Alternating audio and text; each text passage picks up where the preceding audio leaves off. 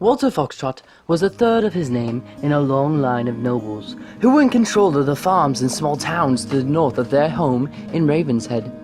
Unfortunately for his human parents, he turned out to be a bit more than they had expected, for despite there being no known predecessor of his infernal heritage, poor Walter was born a tiefling. Needless to say, his parents were repulsed by his demonic appearance and kept him hidden from everyone, including themselves. It was from then on that Walter grew up quite alone, separated from his family and kept in the large town library owned by his parents. He was rarely visited except for weekly lessons and the occasional meal. His lessons ranged from things as simple as reading and writing to things as complex as the art of swordplay and firearms. His family never expected much from this.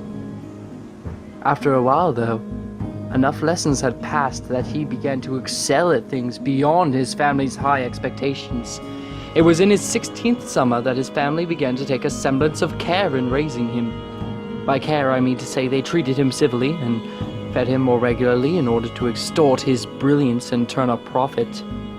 He would tell them of proper business strategy and be entered in firearm competitions and things of the like, only to be shoved back into the library day after day after day in order that he might learn more and keep supporting his family.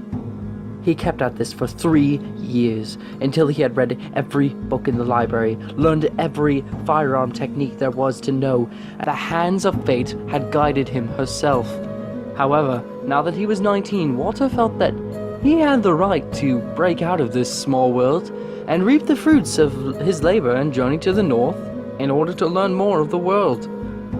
His family, however, would not grant him the freedom he so desperately craved. It wasn't until the night of his 20th birthday that Walter received a long-sought revelation from his grandfather, Aldebaran Foxtrot, who revealed himself to be the source of Walter's demonic heritage.